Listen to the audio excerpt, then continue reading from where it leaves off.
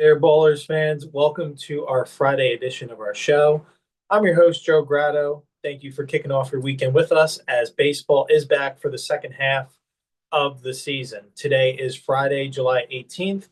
We're going to keep this one high and tight and then get back to regularly scheduled program for our Monday show. Today, we're briefly going to recap what went down in the All-Star game this past Tuesday night, as well as give three or four series to keep an eye on, like I said, as to the return of baseball this weekend. And then also at the end of today's show, we'll be providing about 10 to 12 second half predictions, as well as sending you off into the weekend with some interview clips that we were able to secure with meeting with a couple of athletics players, as well as a couple of brief interactions with some Blue Jays players from our experience at Sutter Health Park this past Saturday. The boys of summer are back in swing for the second half, and we're excited to be back from the All-Star break to talk all about it. So don't go anywhere. This will be pretty brief before we kick you off and send you off into the weekend to enjoy all the baseball that baseball has to offer. We're excited to give our thoughts about it. Let's talk some baseball. All right. Thanks again, Ballers fans, for kicking off your Friday, kicking off your weekend with us here at Bases, Barrels, and Ball Players. We appreciate each and every one of you as we are fully entrenched in our relaunch. Before we get into the topics of today's show, just want to remind you where you can find us on social media as we are beginning to post player interviews, which you will hear the audio of at the end of today's show. You can find us on our Instagram at Bases, Barrels, and Ball Players, on X, formerly known as Twitter, at Bases, Barrels 25. Be sure to check us out on our Bases, Barrels, and Ball Players YouTube channel. It'll be the yellow logo, just like you see behind my head if you are watching the video edition of this show. And be sure to become an official subscriber on our Patreon site, patreon.com/bases, barrels, and ball players for just $2 a month. You'll be entered to win monthly Bases, Barrels, and Ball Players t-shirts, MLB player autograph memorabilia, future MLB game ticket giveaways, and so much more as we are able to grow this platform collaboratively. All right, let's start and jump right into our recap of the All-Star game. On our last show, we did recap what went down in the Home Run Derby as Cal Raleigh was crowned the Home Run Derby champion. AL versus NL in the 95th Midsummer Classic edition. Paul Skeens would be going up against Tariq Skubal, two of the front runners for their respective league Cy Young Award race. After a 1-2-3 top half of dominance from Paul Skeens, including 2 strikeouts to kick off the frame, the NL would get on the scoreboard first in Atlanta. After a single by Shohei Ohtani and then the hometown hero Ronald Acuna Jr., Ketel Marte from the Arizona Diamondbacks would rip a 2-run double down the right field line to grab the early 2-0 lead. On to the second inning, Legends pick Clayton Kershaw from the Los Angeles Dodgers.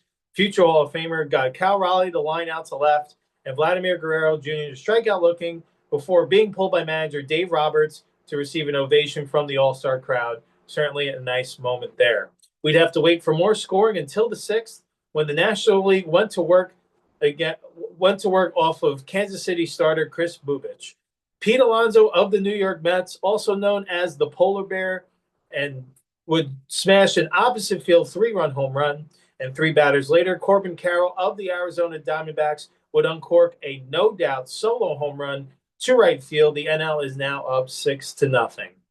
On to the 7th inning. On would come Giants reliever Randy Rodriguez, and in would step Brent Rooker, designated hitter for the Athletics. On a 2-0 pitch, Rooker would elevate and celebrate, continuing his own home run derby, smashing a 3-run home run to left field. It's now a game again. The deficit is shrunk to 6-3, advantage National League.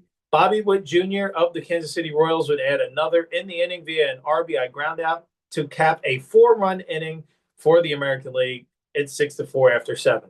To the 9th we go. Padres closer Robert Suarez trying to nail down the save.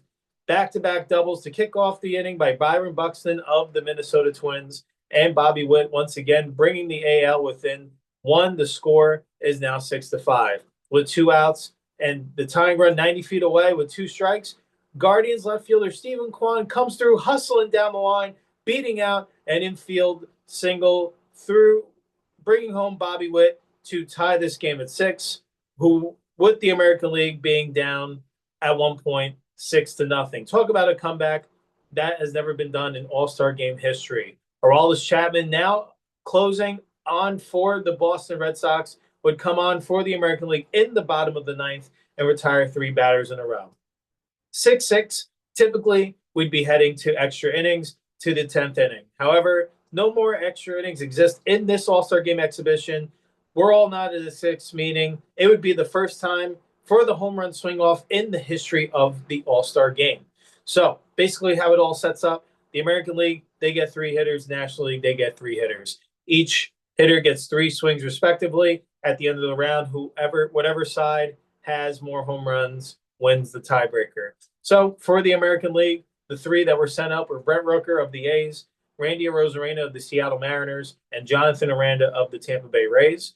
And over on the National League side was Kyle Stowers, who was hitting in place of Eugenio Suarez of the Diamondbacks, who had gotten hit by a pitch earlier in this one, Kyle Schwarber of the Phillies, and then Pete Alonso of the New York Mets. So Brent Rooker led things off in this swing off and hit 2 home runs in 3 swings, an impressive start. And Randy Arozarena added 1 for the American League side, giving them 3 total home runs in the first round of the swing off.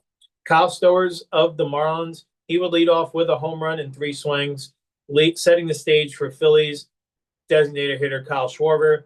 He hit not 1, not 2, but 3 home runs, a home run in each of his 3 attempts, giving the National League the 4-3 advantage and the victory in the swing off. NL wins 7-6 due to winning the first swing off in All-Star game history. Kyle Schwarber is named your All-Star game MVP.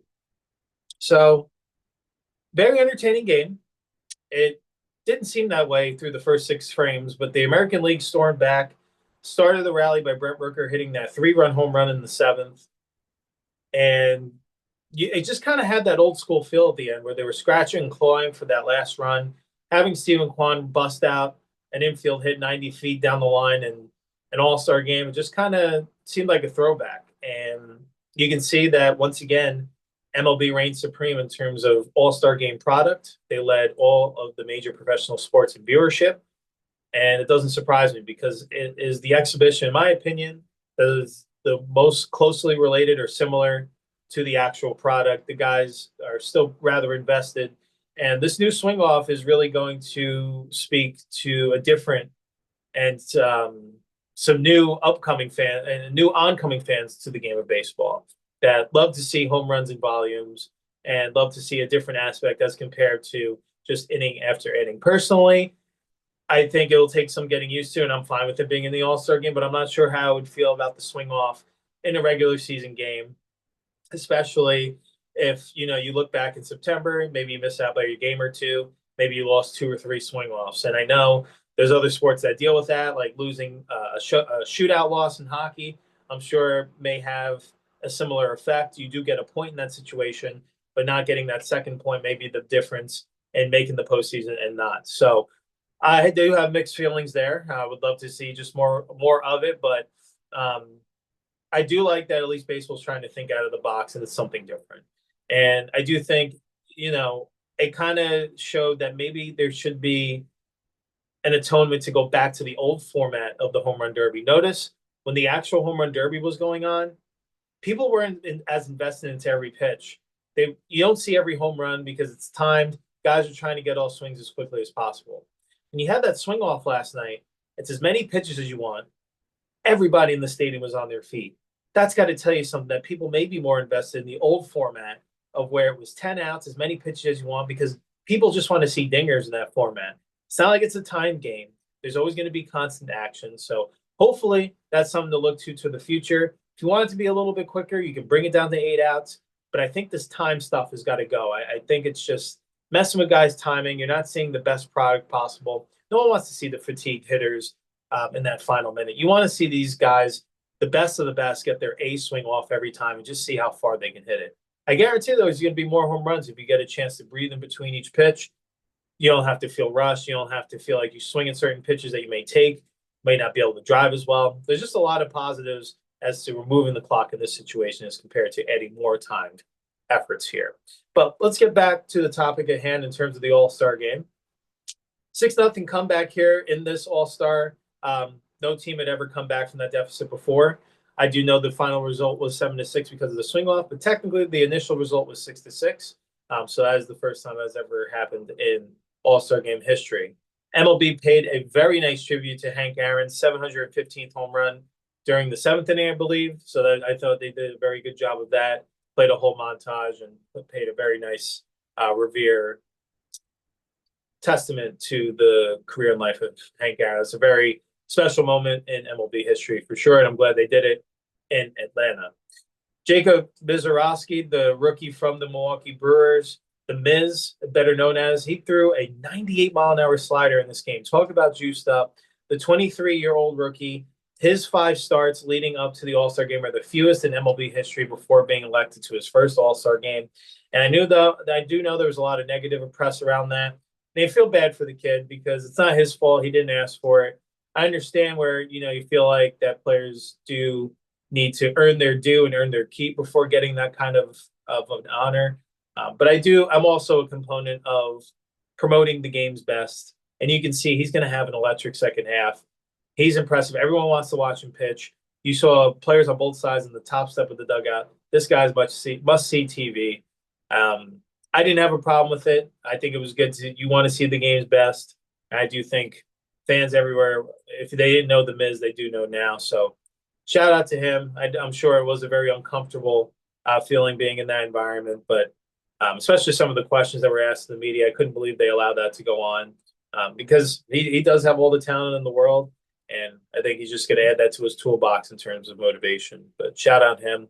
Kyle Schwarber, the hero of the All-Star game by hitting 3 home runs in that swing off to give the NL the 4-3 victory, where Pete Alonso didn't even have to swing in that swing off, by the way. He becomes the second Phillies All-Star game MVP, joining Johnny Callison, who earned the honor back in 1964. The ABS challenge system was introduced here, so where they have the electronic system where you can challenge strikes and balls. There was a couple of successful overturns in that situation, so it was good to see that on full display. It seems like they're moving closer and closer to having that introduced for the 2026 season. Paul Skeens, the starter of the All-Star game for the National League and from the Pittsburgh Pirates, he became the first pitcher to start the All-Star game in his first 2 seasons and the 5th player ever, joining Ichiro Suzuki, Rod Carew, Frank Robinson, and Joe DiMaggio. What do all those players, aside from Skeens, because he's only within his second full season, have in common? Well, those other 4 players are all in the Hall of Fame. So Skeens definitely on the right trajectory in terms of dominance. Corbin Carroll of the Arizona Diamondbacks, his home run in the 6th inning was the first All-Star game home run hit by a Diamondbacks player in their franchise history since adoption in 1998. Brent Rooker of the Athletics became the first A's player to homer in the All-Star game since Terry Steinbach did so back in 1988. He became the 18th player ever to participate in the home run derby and hit a home run in the All-Star game the same year, as well as being the first to do so since Alec Bregman did it back in 2018. Pete Alonso of the New York Mets became the 3rd Met in All-Star game history to homer, joining David Wright, who did it back in 2006, and Lee Mazzilli, who did it back in 1979.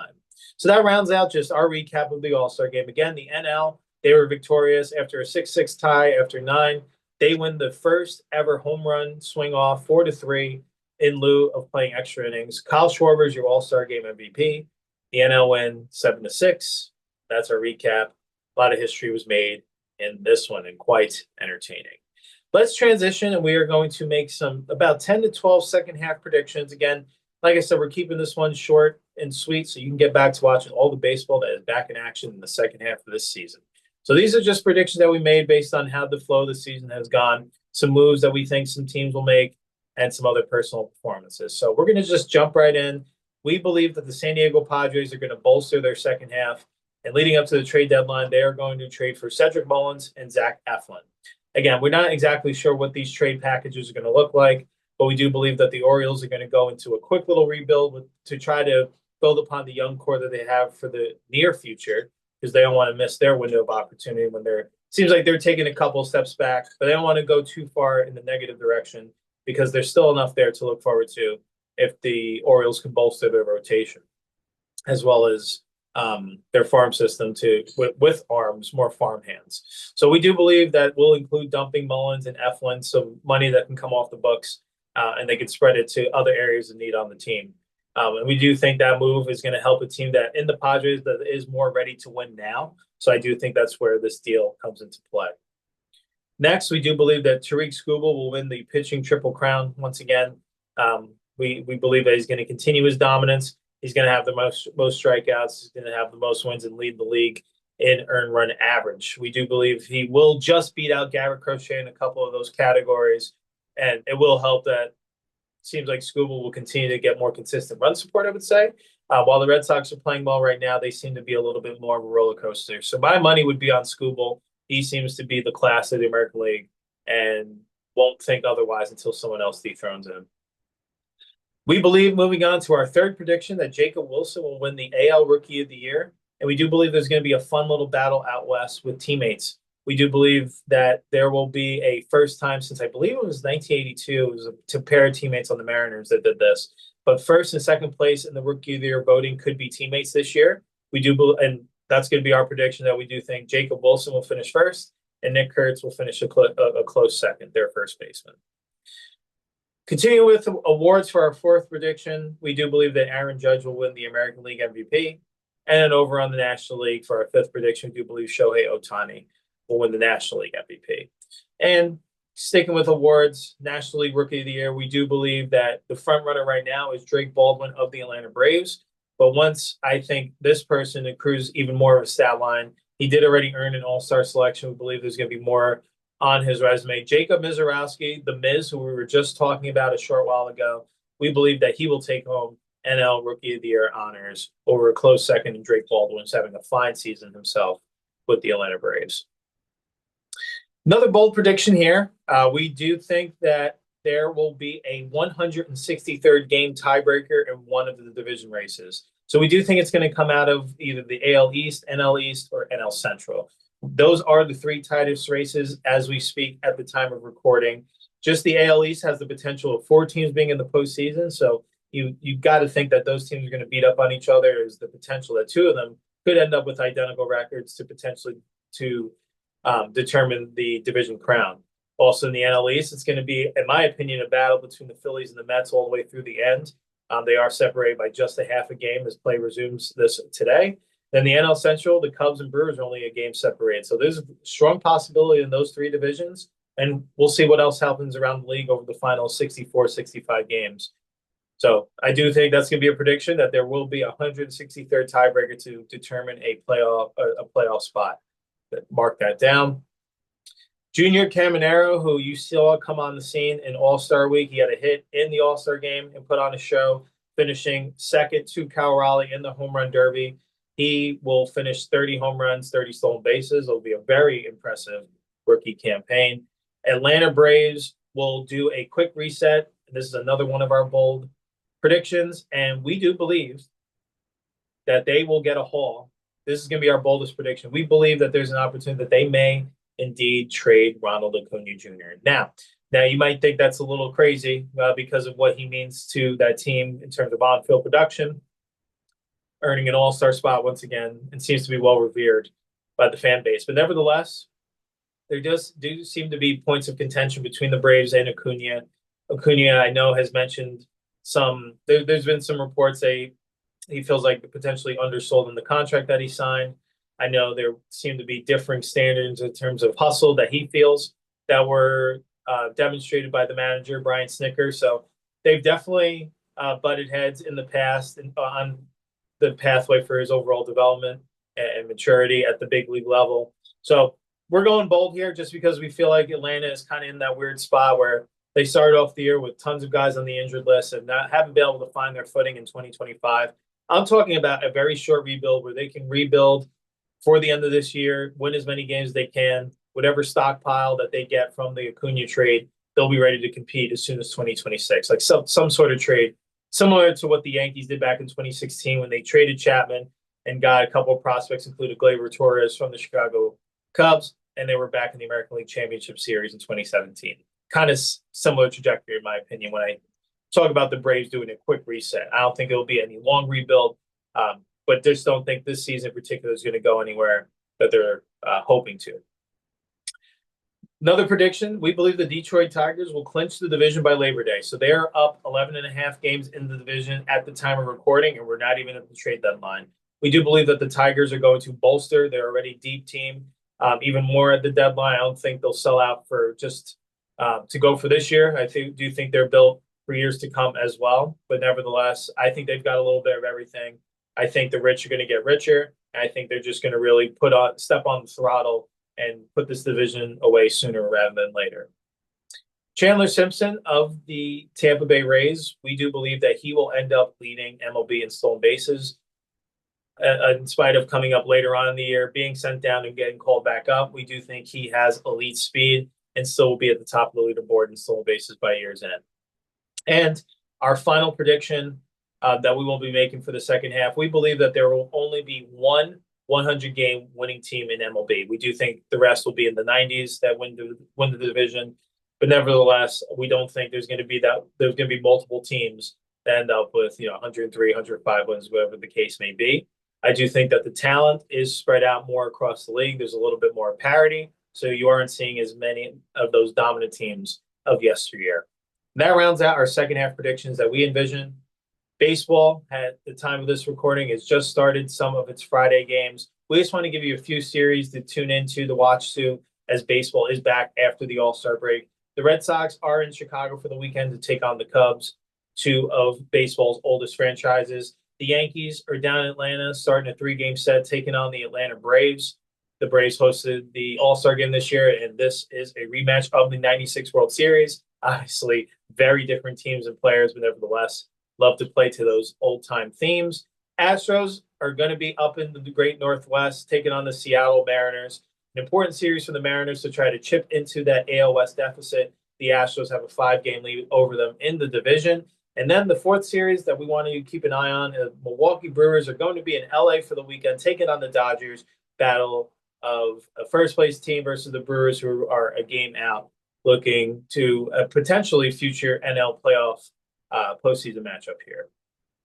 So we are going to make a quick home run prediction out of all the games in this series, all the games that will be taking place over the weekend. We do believe that the home run that we are going to see happen will happen in the Braves-Yankees series, that Matt Olson will homer against the Yankees at least once in this series. They're going to be facing off against 3 right-handed pitchers. We do believe that is going to favor the right-handed thump in Olson's bats. And with that, that wraps up another edition of Bases, Barrels, and Ball Players. I promised we were going to keep it tight today.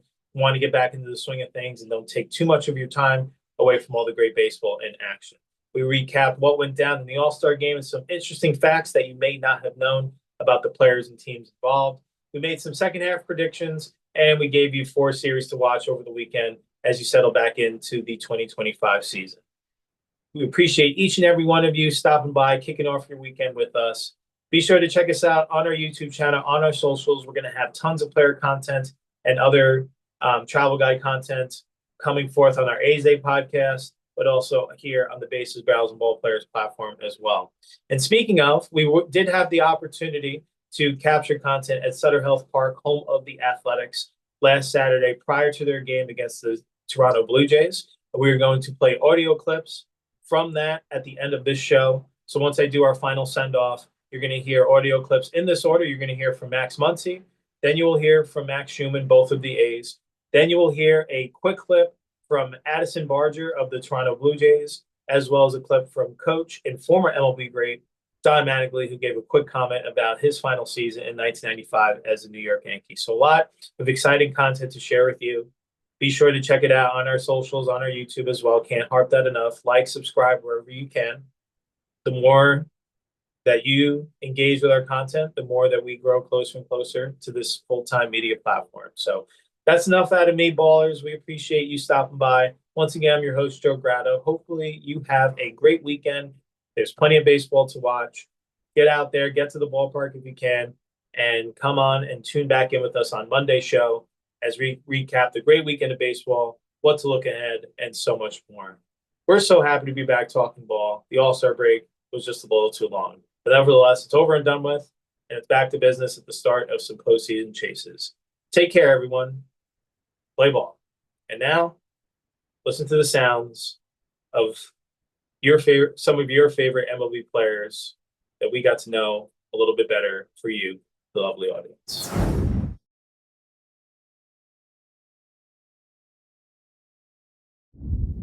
Hey there, ASG fans. We're here with second baseman and third baseman Max Muncy. Played a little bit of everything. He's been one of the top A's prospects, making his name known at the big league level. Appreciate your time today. How's everything going? Good. It's very good. Yeah, noticing the power strokes been increasing a little bit. Any secrets or tricks to that? No, just kind of start running into kind of couple bunches. Like the hitting coaches do a good job kind of helping me elevate it. They show me some of my numbers. We put the ball in the air and get it out more. So absolutely. No, that makes sense. Is it more like pitch selection, or is it just maybe adjusting from minor league pitch to major league? What do you think? yeah, I think it's just a little bit of everything, a little bit of the swing change and pitch change. I think I'm giving myself more chances to do damage when I'm laying off, which is important because obviously anything below the zone is hard to get out. So I think just learning to leave those and give myself a chance to do damage is really what's helped. Very cool, very cool. And I know you kind of had a learning experience of a year. Obviously very excited to make the club out of spring training. Yeah. Kind of had an up and down start, some bright spots and low spots. Is there anything that, when you went down to AAA, was there anything that directly you took from there that you think has translated to more success here this time around? Yeah, I think it was just more mindset. I think going down, it's hard on a spring when you're probably not expected to make the team. You're not expected to make the team, you don't get as many at-bats. But getting thrown into it, kind of trying to keep going up here, it's tough to do. So I think when I went back to AAA, I was kind of got calmed down a little bit. Realized where my swing was at, made a couple adjustments, and then came back with more confidence and just kind of took off from there. Cool. Is there any teammates here that maybe picked up on some? Like say, hey, maybe work on this, check this out. Yeah. You might have been the support. Me and Gello talk a lot about hitting, and Kurtz is my roommate. Oh, okay. So when I get home, after that, I had a tough day 2 nights ago, and we're just talking to Kurtz about it. Like, hey man, this is what I see. Try this. And yesterday I had 2 hits, so the stuff he gave me worked pretty well. It's nice to have him. It's nice to have him there to kind of break things down after the game and just see what he sees. Yeah, no, absolutely, and I think that's when good teams gel together, good players, that good communication. So always nice to hear that. A little fun fact, we were up together. We didn't know that. So AZ here, there, a little bit exclusive behind the scenes here. But if I'm correct, you were high school teammates with Jacob Wilson, is that right? So I'm sure you're excited to get to. You're playing second tonight, right? Yeah, second is a short. So it'll be nice double play combo. Yeah. Kind of been natural from the start. You guys kind of hit it off all the way. What's kind of like your guys' mojo to be, a little bit extra smooth up the middle? Do you guys just hit it off from the start? Do you guys get extra work in together? What does that look like? I think I did a lot of ground balls in his backyard, and obviously his dad played and was our coach, so he kind of just set the tone early for us in high school. Where the low was, hey, you guys didn't do anything. You didn't know where he likes to flip, you like to flip, and you guys kind of just know how each other move and how quickly you can get there, how quickly I can get there, and kind of all that stuff. I think it was nice to get almost not out of the way, but a little bit out of the way in high school. We went through that, we had those conversations when we were 15, 16, 17, and to come here, we kind of both know, all right, we kind of know how you play, we've done it before, so let's just keep it going. Cool. All right, just a couple more for you, and I'll let you get ready for today's game. Fun fact, obviously, I'm sure you've heard in the news, I'm sure you know, being in baseball, the same name as Max Muncy and the Dodgers, same birthday, right? Have you guys ever crossed paths about that at all? Yeah, we met last year in AAA. He came out of rehab in Vegas with OKC, and I was down there, so we got a picture and talked a little bit. But yeah, he's definitely both drafted by the A's. So. Any words of advice from him? He just said, you're off to a good start. That's what he told me. He's like, he said you're off to a better start than I was. Okay. I told him we're going to walk off in the World Series, so I think he's on his way. I think you've done it. So. He has, and then your time will come for sure. Yeah, it's a good player that he's going to be a great player. No, absolutely. Very cool. And then last thing, obviously this is your first year, all you guys in Sacramento, moving over here from Oakland. What's your favorite part about anything you've gotten to experience in Sacramento that you love so far? Yeah, I think it's just, I'm a California guy, so it's supposed to be close to home. I guess that's my family to come out. The city's cool. I mean, it's got stuff going on, but it's not too that much. It's not too crazy. So I think it's nice to just be a spot where you can hang out.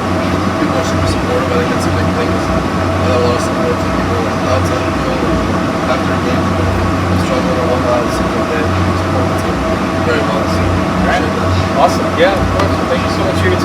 Day fans, once again, we're here with Max Muncy. Appreciate him taking a few moments before he's got to get ready to help the Green and Gold get that W. And we'll get a little bit of test tonight, huh? We'll see. All right, we'll see. Best of luck. Thank you for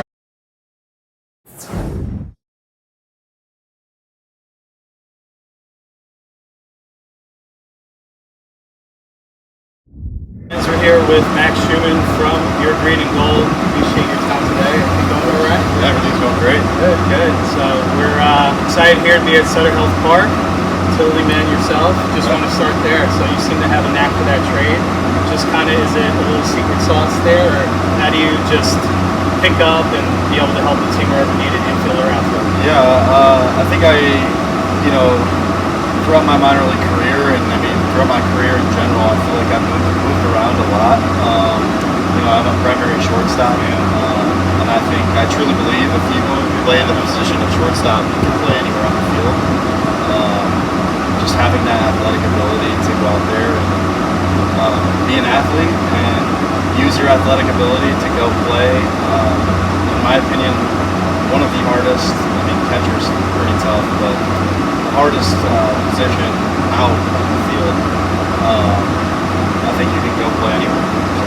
Absolutely. No, and I appreciate it. I agree. It's either shortstop or center field. For sure, yeah. I mean, center field, you got to do a ton of running. So. For sure. And Denzel makes it look easy, right? Yeah.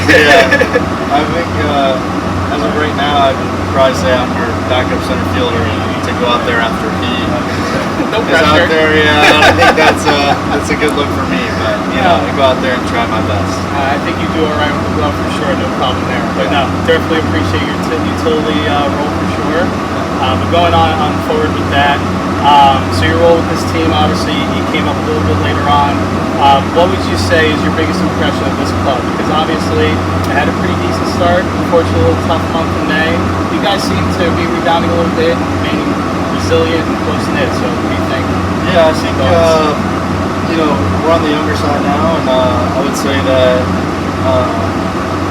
it's a lot of guys' first taste in the big leagues, and that can go a lot of different ways, right? So I think guys are just learning from that and learning from their mistakes and getting their feet wet. And it's not easy. I remember last year, my rookie season, there was a lot of ups and downs and a lot of me going out there and playing short every day. It was not easy by any means. There was a lot thrown at me, and just whether you know it or not, I think the game speeds up on you.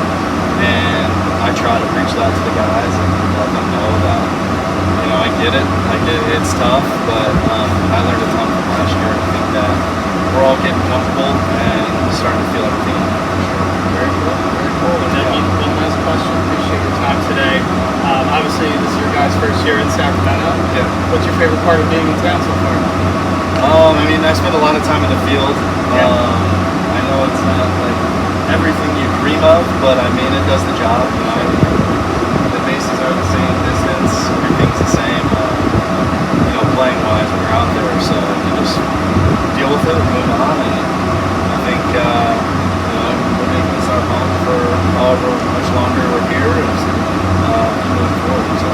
Very cool. Well, here again, thank you for your time, Max Schumann. Took a few moments before today's game against the Blue Jays. Hopefully, we're stringing off a bunch of wins here for moving forward. Let's go A's. All right. Baseball podcast? Oh, yeah. My dad, you're a history player. Sure. What was your favorite memory during that 95 run? You got out into the postseason.